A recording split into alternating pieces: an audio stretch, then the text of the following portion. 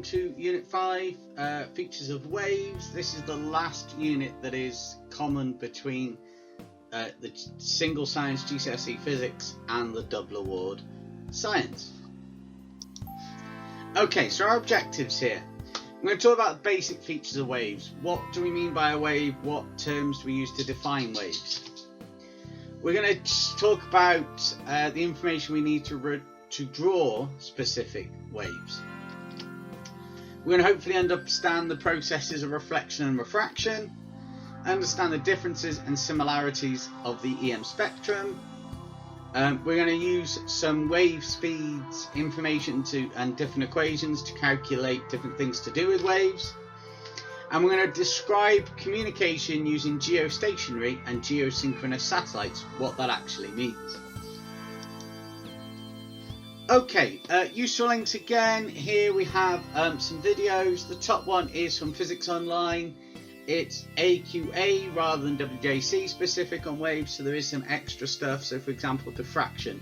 We don't do anything on diffraction at GCSE. Some different other bits and pieces on waves that might well be included in the top video, but shorter videos, and you can see some different bits and pieces from Doodle Science and Science Shorts, along with a video describing the required practical for this topic. Okay, so what is a wave? Now, waves transfer energy but not matter. What do we mean by that? It means that we don't pass particles on, we only pass on the energy. And our waves generally come in two basic types. That's how we're going to split them up. Longitudinal, so this on the left here is a longitudinal wave. Hopefully you can see that the particles are moving backwards and forwards in the same direction as energy transfer. So here, if you look, the energy is being transferred from left to right, and the particles move left and right as well. So they're moving in the same direction. Sound. Sound is a longitudinal wave. Alright, if you think about how a speaker works by moving backwards and forwards, pushing the air backwards and forwards. Our second type of waves are transverse waves. Now in transverse waves, the particles, if you look at an individual particle here, particles are moving up and down. Alright, and they're moving at right angles to energy transfer. So the energy here is being transferred from left to right. Alright, and that's important. Those two definitions, really important to remember. They come up time and time again in exams, and students get them wrong. Now, all of the EM waves, they are transverse waves, and water waves are transverse waves. If you think water moves up and down, but the wave moves towards the shore. So that's an important one to remember. Transverse waves, things are perpendicular. Longitudinal waves, they go along. They're parallel and in theory anti-parallel because they're moving in the opposite direction, but parallel. Okay, key wave terms. Alright, frequency, wavelength, amplitude, wave speed, peak, trough, compression, rarefaction. Now, some of these are more important than others to actually learn. So if you want to have a go at writing down your own definitions, you can stop now. But it is important that you know what these terms mean. Okay, so frequency. Now, frequency are the number of waves that pass a point per second, and that's measured in hertz. Hertz is abbreviated to Hz. If we're using frequency in equations, that has the we use a little f for frequency. Now, wavelength is the distance between two identical parts on consecutive waves. Generally be measured in meters or a derivative of meters, centimeters, millimeters, depending on what the question asks for. Now, wavelength, you can either use an L, but the proper term for wavelength is this upside down Y, which is the Greek letter lambda. So you can use one or the other, but yeah, Greek letter lambda is the best for that. Now, amplitude normally is given the letter A. And that is the distance from the rest point. So if there was no wave, where the particles would be, and then to the top or the bottom of the wave. Now, the units of amplitude depend on the type of wave, but if you've been asked to draw it out, generally that will be in meters again, or centimeters or millimeters. don't get it wrong and measure from the top to the bottom. It's from the middle. Okay, wave speed. Wave speed can be given the symbol V, V for velocity, or the symbol C. If it's light, we tend to use C because it's a constant, C for constant. Now, how far the wave travels per second, its speed, how far the wave is travelled per second. Now, generally that is measured in meters per second. Alright, because it's per second time, but it doesn't have to be in meters, it could be centimeters, depending on what information you're given. Now, these last four terms just help with describing waves. You don't need to know these. But peak, we tend to talk about being the top of a transverse wave, the trough, the bottom. The compression in a longitudinal wave is where you saw those particles squash together. Think to compress means to squash together. And a rarefaction is where they're stretched apart. Now, those last two terms definitely we don't need to know about, but they're there just so you can talk about waves in a better way. Okay, so wave speed. As you can see, I've got two triangles here. There are two equations when it comes to wave speed. Now, wave speed, distance waves travel per second. This leads to our first formula. So the speed of a wave is the distance it travels divided by the time it takes to do that travelling. And that then will be whatever distance unit you use and whatever time unit you use will give you the speed unit. Wave speed is also frequency times wavelength. Okay, here though you've got to use frequency in hertz and wavelength in meters.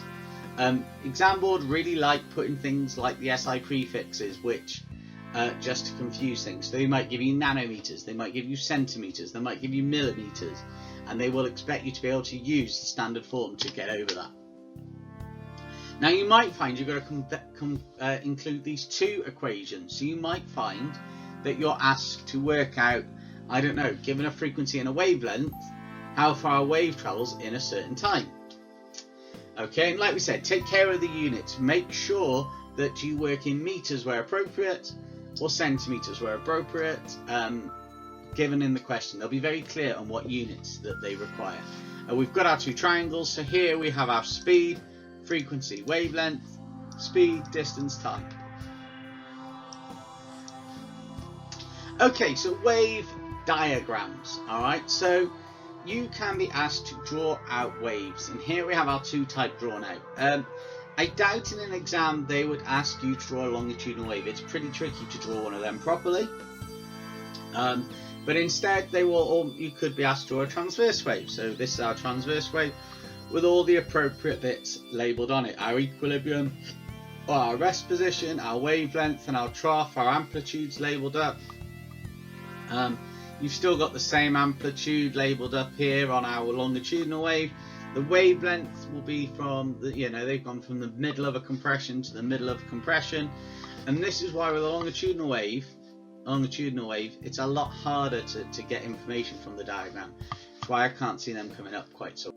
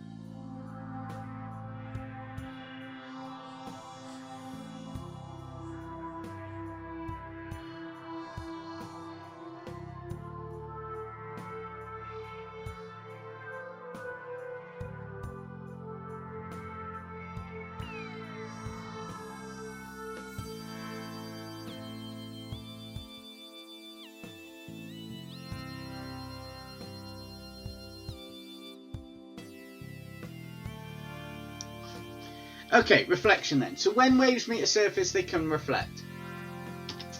This means they bounce off the surface. In a reflection, we have no changes to speed, wavelength or frequency. It just is a bounce off. The wave is the same before and after, just now moving in the opposite direction. And the angle of incidence is equal to the angle of reflection. Now the angle that is important, if you look in this diagram, is the one that is measured from this normal line. This line which is at right angles to the surface. Yeah, here's our mirror, this is our mirror, and it's at right angles to the surface. Now, if you look at this diagram down here, below me, there are some important things on there, that we've got these red lines. Now these red lines are called wave fronts. Alright, the pink lines are called rays. And so if you're looking at this diagram being a light diagram, what we would see is the pink lines. So if this was light, we'd see the pink lines. If this was water though, we wouldn't see those pink lines. Instead, what we would see are the red lines. And these red lines are called wave fronts. And if you look, they travel at right angles, as best as I can draw it. They travel always at right angles to the rays. Okay, and the distance between them, here, you can see this distance, that is wavelength. Okay, so the distance between two wavefronts will be the wavelength of the light, or the wavelength of the wave. And that's important to remember. So sometimes in these diagrams you will see rays, sometimes in these diagrams you will see wave fronts. Depending on the type of diagram they want to use. Generally, if it's reflection, we would go with rays because it's a lot easier to see, and we would use wave fronts in the next slide. So refraction then. Now, if the wave meets what a transparent surface for that type of wave, they can refract. This means that they bend, and they bend because they change the medium they're going into. They change the material with which the wave is in. Now, light and EM waves, this is important because there's two different things here and don't get them confused. The more dense a material is, the slower the waves go. So for example, light travels slower in glass than it does in water, and slower in water than it does in air, as the density of these materials is going down. Glass denser than water, water denser than air. Mechanical waves though, for example sound or seismic waves, for those of you doing separate science, they're coming up, they travel faster the denser a material is, because the particles are closer together, they pass on that wave far quicker.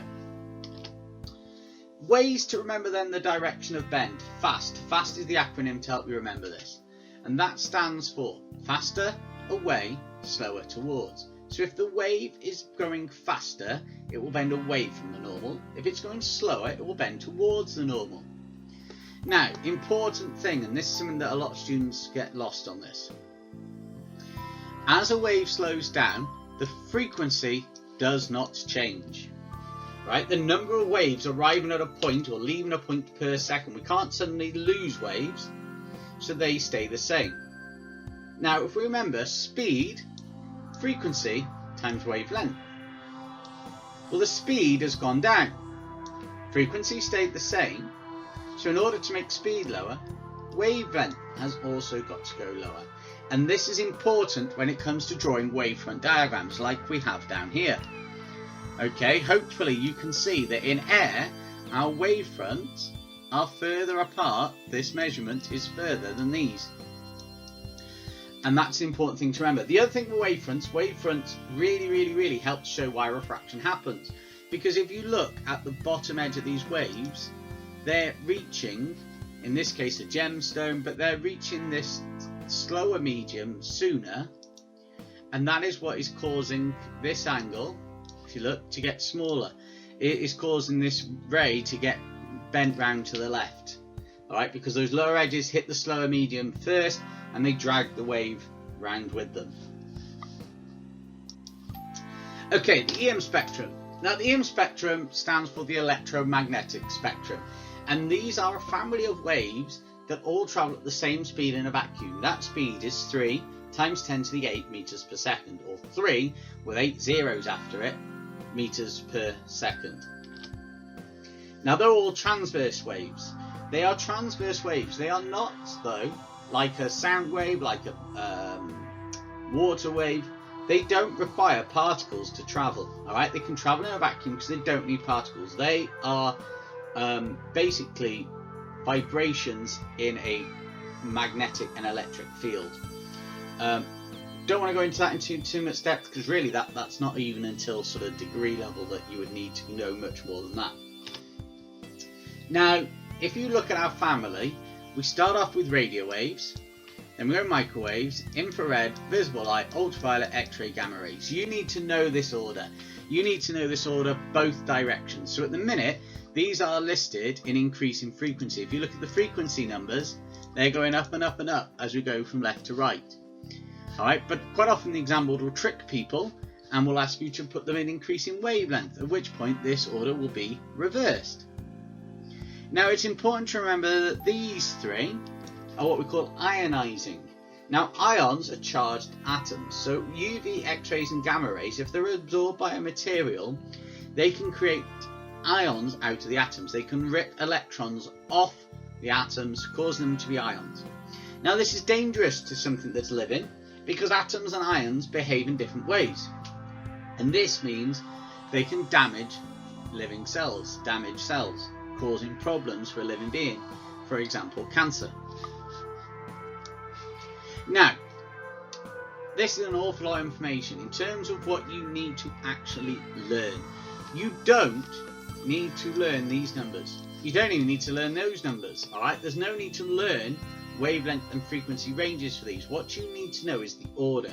You need to be able, like I said, put this order this way and put the order this way, depending on whether it asks for wavelength or frequency order. At the minute, we've got frequency going down and wavelength goes up. Alright, so that's the input. So frequency is increasing as we go down and wavelength increases as we go up. So that's important to remember. However, you do need to be able to regurgitate and learn uses for specific parts and the dangers. So, like we said, radio waves, hopefully that's pretty clear, it's in the name, radio waves, we use them for communication. Alright, radio. Microwaves, used for things like mobile phones and satellite communication. Alright, basically because radio is reflected by our atmosphere, it doesn't get through the atmosphere, so no good to be communicating with satellites with something that doesn't get through the atmosphere. Obviously, microwave ovens also use microwaves. Infrared, we've already spoken about infrared in Unit 3. Infrared, we detect as heat. We can use it for heat. We also use it for communication.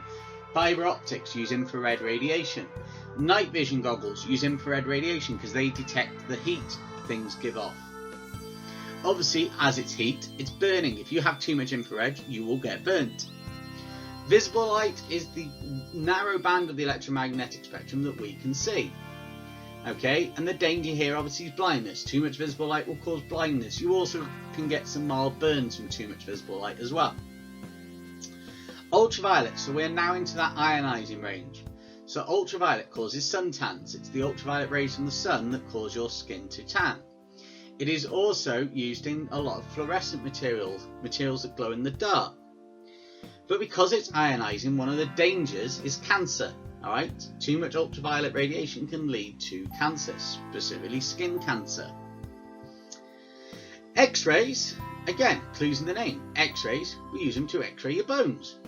Alright, that is because they penetrate the soft skin of the body, but not the hard tissues, like bones. But too much X-rays, again, causes cancer because they're ionizing. That is why if you've ever had an X-ray, you should have noticed that the radiographer, the person giving you the X-ray, goes behind a shield when they do it. They leave the room. Alright, if you've ever had an X-ray of a sensitive region, alright, so for example the pelvic area for men and for women, and the chest area for women as well, you will notice that surrounding area you will have been given like a very heavy flexible sheet, and that's lead, and lead's a very good absorber of X-ray, stops them penetrating to the body. Now, gamma rays are really, really high energy, high frequency, really short wavelength, and we use them to kill cancer. Alright, which people go, hang on a minute, don't they also cause cancer? Yes, they do also cause cancer, but we use them to kill cancer as well. Pardon me. because we can use them in focused ways. So we can penetrate just on that one cell, killing that one cell or killing that group of cells, and hopefully the passage in and out of the body doesn't get enough to cause problems. Alright, so that's how we can use them to kill cancer, is we use them in low dosages, so that where they're coming in doesn't cause much damage, but we put them in from lots of different places, all focused around one point, and that one point gets enough to hopefully kill the cells, killing the cancer. Sorry for that, dog's getting upset. Okay, so satellite communication. Now, satellite communication importantly uses microwaves. Like I said before, radio waves are absorbed by our atmosphere, so no good to communicate with things in space. Now, our satellites generally act as just mirrors. Alright, they reflect signals from base station to base station. Hopefully you can see the GIF below me that's animating this. So to send a signal around the world, you will need multiple satellites. Alright, minimum of 3, but you might have more than that to bounce the signal around, like you can see here, going from A up to satellite B, up to satellite C. Now there are 2 types of satellites that we need to talk about on this course. First one, geosynchronous. Geo meaning Earth, synchronous, we're talking about time here, same time. Synchronous means same time. Now, geosynchronous satellites have an orbit time of exactly 24 hours. However, they only return to the same point in the sky once a day. They can have an inclination to where they orbit over of anything. They could even go over the poles if we wanted to. But they return, if you look at this one, it will return to the same point only once a day. So once per rotation of the Earth, gets back to that same point. Geostationary satellites though, geo, still Earth, stationary, still. Geostationary satellites are a specific type of geosynchronous orbit. So they still have a 24-hour time, but the distinction is they always stay above the same point from the Earth. They don't always stay in the same point, they always stay above the same point in the Earth. If you look at this, my satellites still moving around, but they're staying above the same point in the Earth. That would mean if you were looking at them from the ground and looked up, you would always see it in the same point in the sky. That means for communication, our base stations will remain in constant contact, right? Without having to have a movable dish, it always is going to be in contact with the satellite. As you can see here, these base stations are always in contact with these satellites throughout the day. Okay, so over to you. Hopefully you can use the information you've learnt in this presentation to have a go at these questions. Again, if you're watching this on YouTube, there'll be a link in the description to this document. If you've got the PowerPoint, stop the slideshow, click the document, and it should load up. Hi, so we're going to go through the questions on features of waves. Thanks for joining me on this. Hopefully you've done them on the previous slide and we will have a go. So first question, so you've got to complete the diagram below to show how a base station A communicates with base station B. Okay, so this is very similar to the diagram that we had on the slide on this. So we're going to need some satellites. We're going to need more than one to get all the way round. So let's start by putting in a satellite like so. Here's one satellite. Lovely satellite. And we will need a second satellite like so. And then when you're doing this, I would suggest do this with a ruler. But what you're going to do is you're going to draw a line from your satellite as straight as you can to the base station, from satellite to satellite, and then from satellite to the other base station. Now we want to go from A to B, so it's a good idea to draw on lines like so to show which way it's going. Now like I said, when you're doing it, you need to use a ruler. I've not used a ruler because it's slightly difficult with this. Okay, we're then going to explain why a geostationary satellite must be used for constant communication rather than geosynchronous one. So geostationary satellites stay above the same point always, meaning what are we going to call it? The base station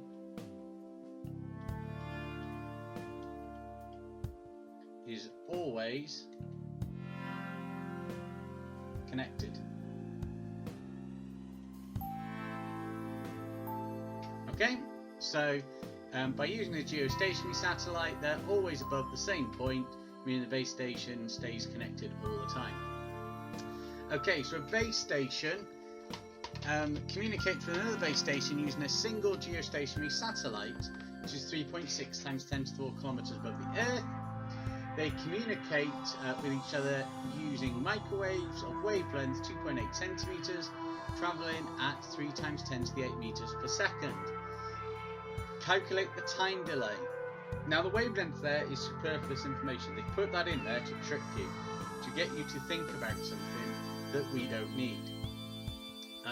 So we're going to use an equation. So this equation we are going to use is that speed equals distance over time.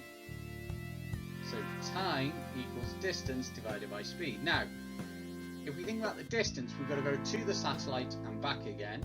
So we're going to have 7.2 times 10 to the 4. Well, it's not times 10 to the 4 because we need to work in meters per second. So that's times 10 to the 7. Why 7.2? It's 3.6 up and 3.6 down.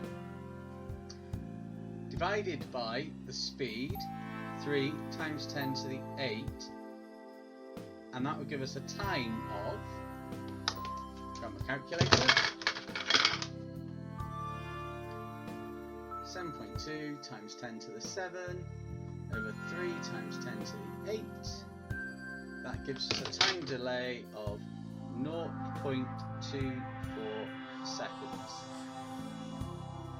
Which, yeah, about a quarter of a second's typical satellite delay. Let's just make that 4 and that 2 a bit clearer. So 0.24 seconds. Okay, so the second question here. So we've been given 4 parts of the electromagnetic spectrum. Only the regions were given, so we're not interested in any of the other 3 that are not.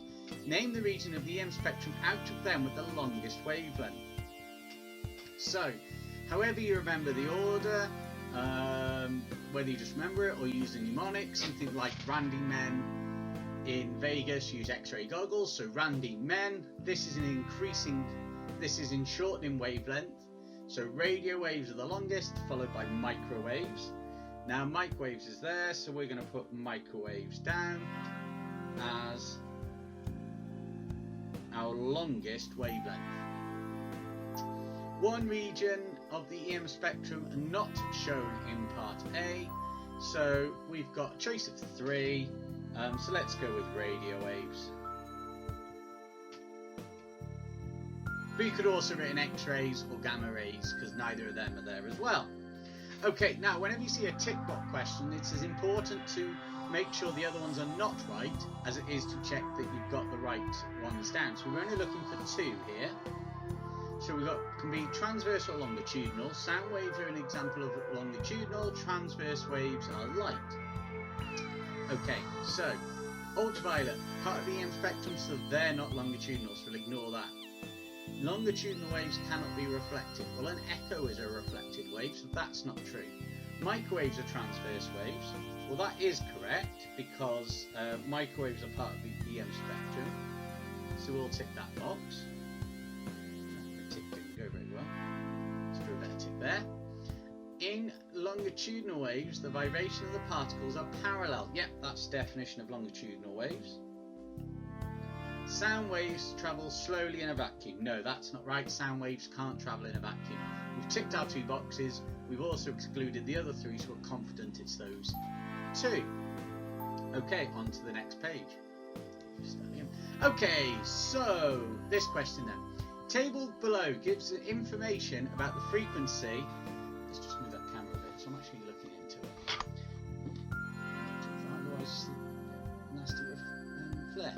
Right, so table below gives information about the frequency and wavelength of sound waves in different materials. Use this equation to calculate the speed of sound in air. So we look at the table, we're given the frequency and the wavelength. This is a foundation tier question, so they've given us the equation to do. So all we're going to do is pick the numbers for air, which are the top ones in the table. So 170 times by 2, make sure my zero is a bit better, equals 340 meters per second. There we are, 2 marks. One for the substitution here and the other for the right answer. Sound wave travel from air into water. Frequency stays the same. Without further calculation, explain whether its speed increases or decreases or stays the same. Now, if we look at the equation, wave speed, so we've got the equation where we've got speed equals frequency times wavelength. Now frequency here stays the same. Now if we compare air to water, we see that the wavelength goes up. So something times by a bigger number means that the speed will increase. Now what we need to do is actually put that into words for the examiner. So we will have to write speed increases as wavelength increases and frequency stays the same. Okay, so our speed increases as our frequency stays the same, but our wavelength increases. Okay, so this question then, we're asked to draw how the signal gets from A to C. So the bit to B is already drawn. We need to continue the signal, so we're going to have a line going from B up to a satellite and then back down to C, making sure we draw arrows to show which way the signal is going. Okay, so we've now got the distance from base station to satellite is 36,000 kilometers. Calculate the total distance travelled by the signal going from A to C. Well, we've got, if you look, 4 paths times 36,000 kilometers is going to give us 4. Let's get the actual calculator. Right, so a class teacher demonstrates using a ripple tank. In fact, let's also make this a bit bigger. So, class teacher demonstrates using a ripple tank refraction. There we are. Got diagrams showing plane wavefronts travelling across the boundary from deep to shallow water. Frequency remains constant. Using a ruler, the student measures the distance between wavefronts A and B. This measurement is the wavelength, and we've got C and D. We've got the information in the table. State how the measurement could be improved. Well, the best thing to do is measure more waves.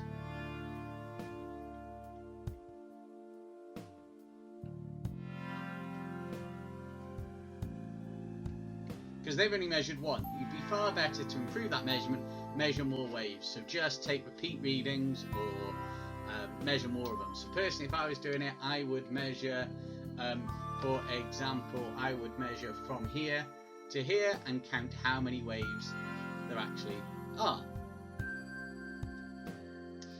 Okay, so state the measurements, the wavelength of the deep water is twice the wavelength in the shallow water. Teacher suggests the speed of the wavefronts in the shallow water is double that of the deep water. Use the information provided to explain if the suggestion made by the teacher is correct. So the wavelength in the deep water. The teacher here has got it the wrong way round. Remember, we've written this down already. So we've written down that speed is frequency times wavelength. So as wavelength increases, so must speed. Okay, so the teacher is wrong is always a good thing. It's always important to, if you asked, do you agree or prove or explain, it's always a good idea to put in whether they're right or wrong. So the teacher is wrong. The longer the wavelength,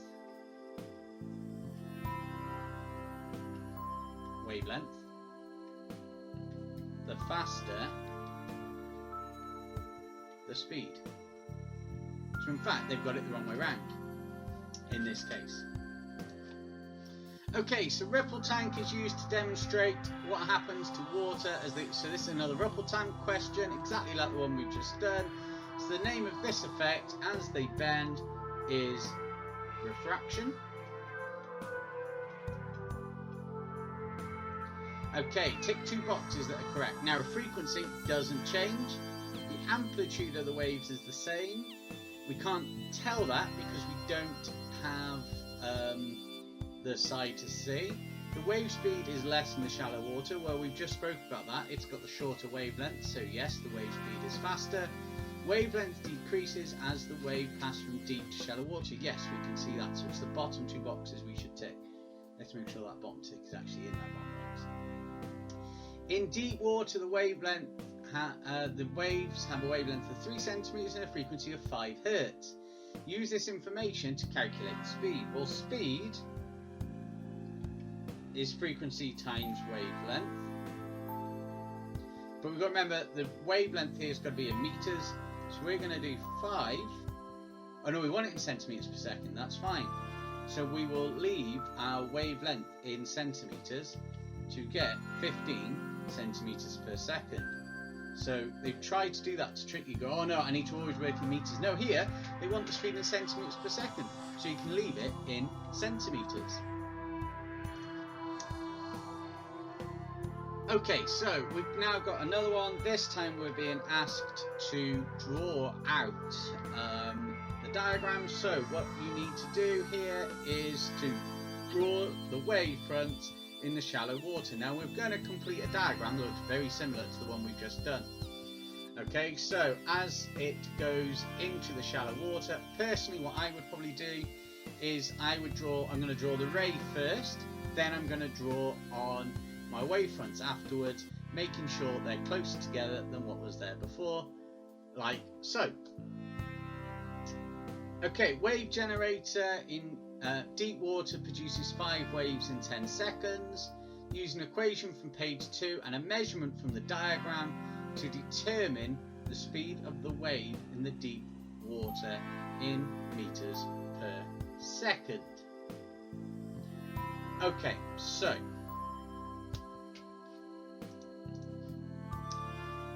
so first things first, the frequency of this wave is going to be the number of waves 5 in a given time 10, so the frequency is 0.2 Hertz. That's our first place to start off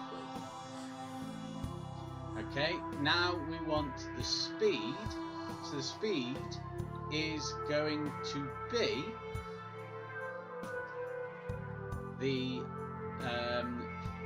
speed. Oops, I'm a bit too far down there. Oh well, it's going to be the frequency times the wavelength. Now we're going to have 0.2, and then we need to measure the actual wavelength. Now this is quite tricky if you are doing this just off the screen, like I'm doing here.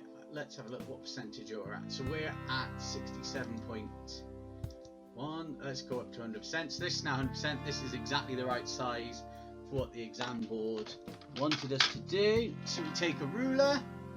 Here's my ruler. I'm going to measure it on the screen, and I get a wavelength to be off my screen 1.2 centimeters.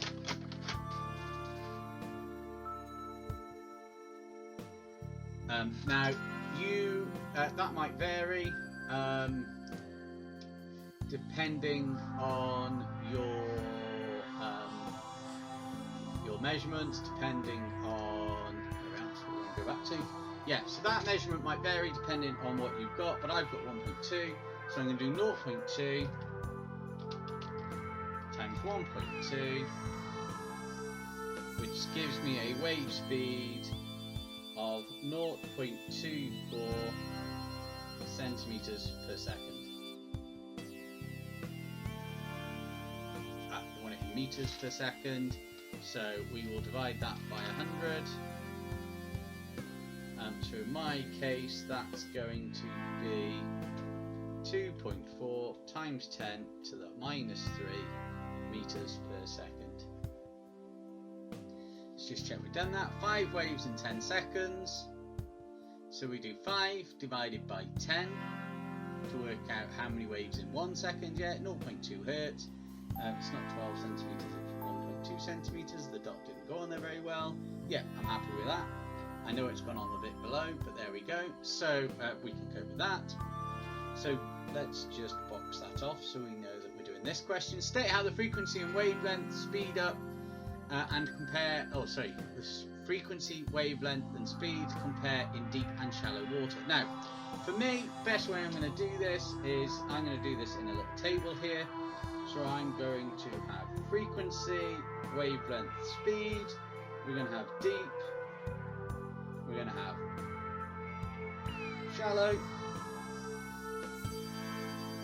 There we are. That'll do it. Let's do a little table. Now the frequency and the wave frequency is going to be the same. We don't lose any waves, so that's the same. Now the wavelength is going to be longer in our deep water and shorter in our shallow water, which means the speed is going to be faster in deep and slower in our shallow water. Okay, so another satellite question. Satellites in orbit, another kind of orbit. So we're going to compare here geosynchronous versus geostationary. Well, one similarity, one difference. Well, the similarity is both take 24 hours for one orbit.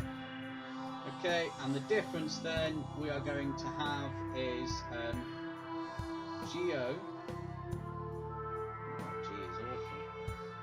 geostationary.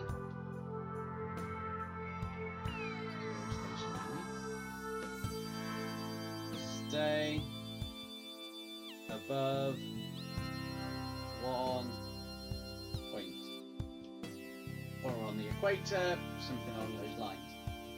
Which satellites in a geostationary orbit? Well, we've just said they take 24 hours to orbit, so we're looking for the one with 24 hours, and that's 3.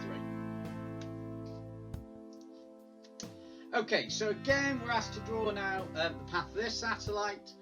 We're not asked.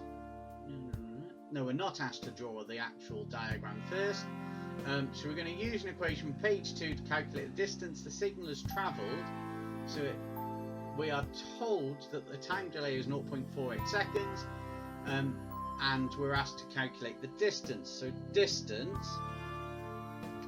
So speed is distance over time. So distance is speed times time.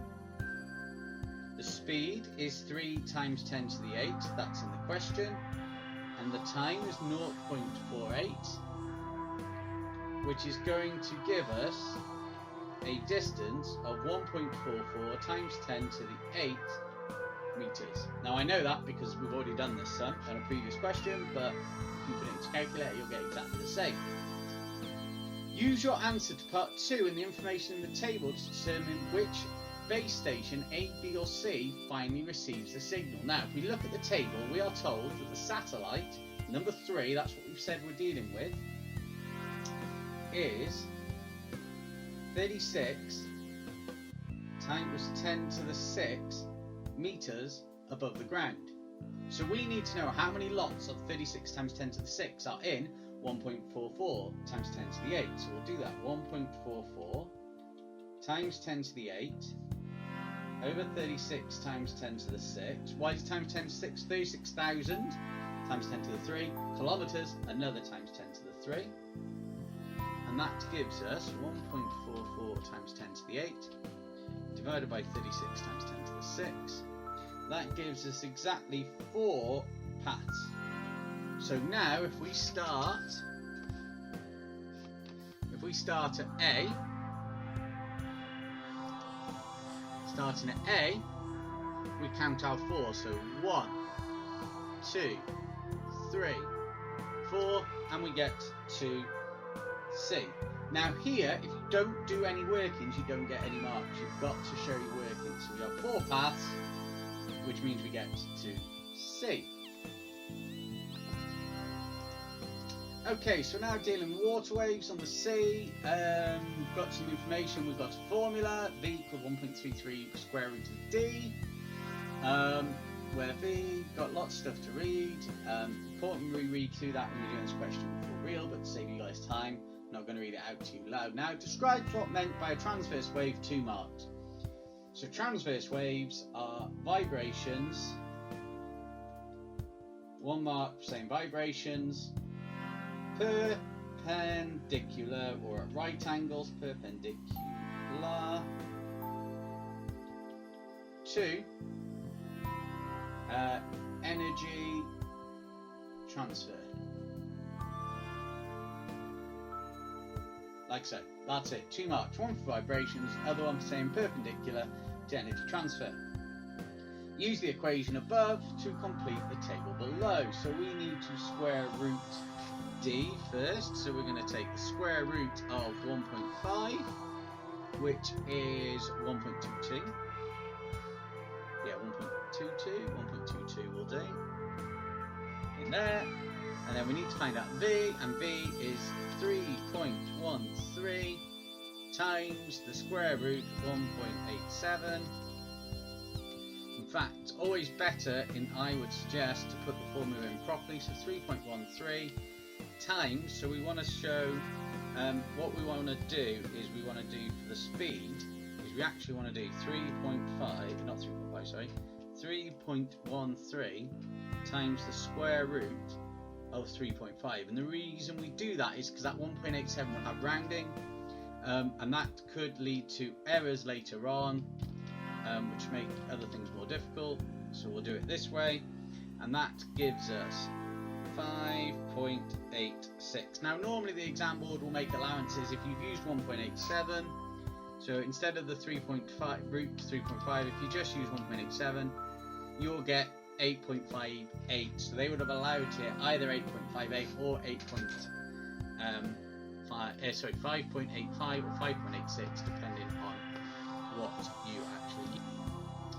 Okay, Chris suggests that if the depth of water increases 4 times, the wave speed doubles. Use data in the table opposite to explain whether or not the statement is true. So we are looking for depth of water increases 4 times, speed of the wave doubles. So we have got one example in this table where the speed of the wave goes up depth of water goes up 4 times, and that's 1 to 4. So if we look at 1, the speed is 3.13, and at 4, the speed is 6.26. Now, if we do a sum here of 6.26 divided by 3.13, we get a factor of 2. So Chris is correct.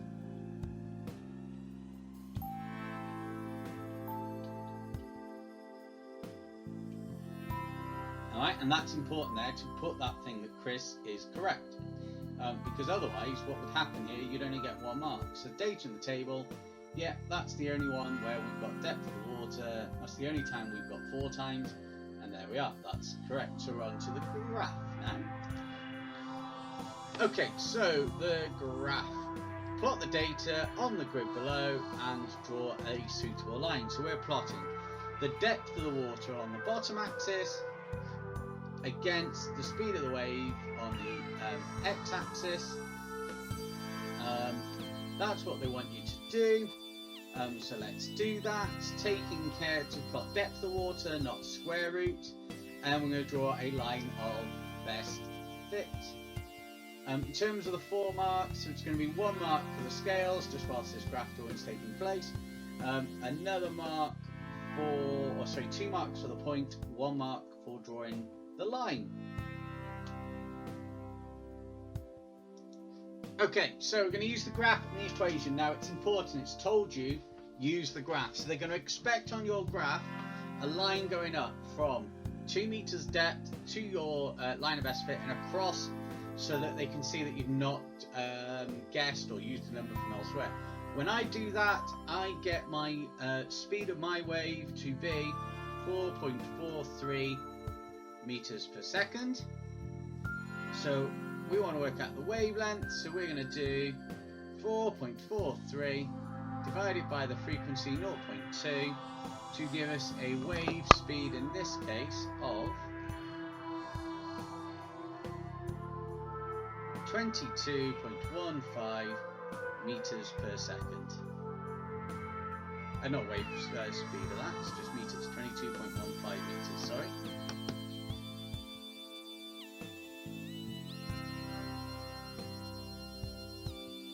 Now, Chris suggests that as the depth increases, the wavelength decreases. Explain whether this statement is correct or not. Now, we can see that from our table that as d increases, the speed increases. So, Chris is wrong. Alright, because of our statement here, as depth increases, speed increases, and frequency stays constant.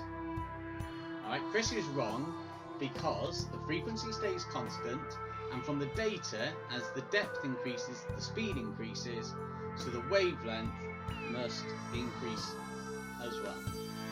Alright, I know my notes here might be a bit confusing, but hopefully you can follow it through. So Chris is wrong because as the depth increases, the speed increases. Look at the table, look at the graph. Using the equation above, if frequency stays the same, if wave speed increases, a bigger number divided by the same number is always going to give us a bigger wavelength. Okay, so back to the EM spectrum here. So we've got section of the EM spectrum missing one bit. We got complete the arrow using one of those. So we've got increase in wavelength. We're looking for something that goes the other way. Well, the speed ones are wrong. They all travel at the same speed. And so we're either looking at frequency or we're looking at energy. Well, wavelength and frequency go in opposite directions, so it's got to be increasing frequency. Increasing frequency. Name the part of the EM spectrum labelled in A. So we're looking for between visible light and microwave, so that is infrared. Name an ionizing EM given out by some radioactive materials, that's gamma rays. State why EM radiation is iron is dangerous to humans. Damages DNA. Causes cancer, kills cells, yay, that kills cells. But damages DNA is the best answer to put in there. Okay, so our last question that we've got here, name the different regions found with the EM spectrum, describe how they are similar and how they're different from one another. So we've got to name the regions first. So we've got radio. We'll do them in order. Radio, infrared. Oh, we missed out micro. So we've got micro. Radio waves, microwaves, infrared, visible light, UV, X-rays, gamma rays. There we are, there's our 7 parts. 1, 2, 3, 4, 5, 6, 7, 7 parts. Now we want similarities.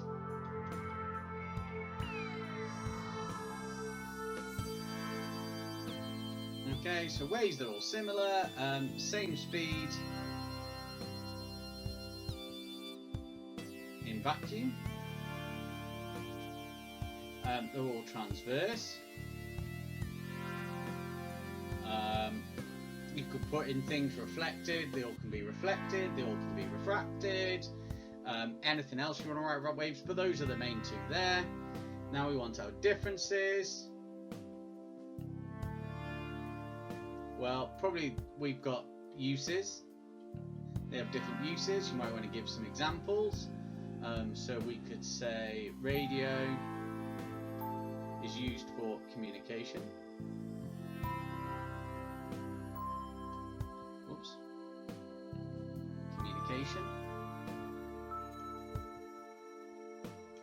Yeah, you could say X-rays for seeing bones, something like that. You could go through if you've got time, list some more, but there's no need to. We've got some there. We've got that gamma rays, X-rays and UV are ionizing. We have got different wavelengths and frequencies. And there we are. That's what we're going to get for our 6 marks. Now, obviously written like that, I'm going to lose some marks for my presentation. I'm going to lose perhaps 1 mark because it's not in full thing, but that's all the information that we need. So hopefully that was useful. Like I said, if you've got any questions, feel free to post them below.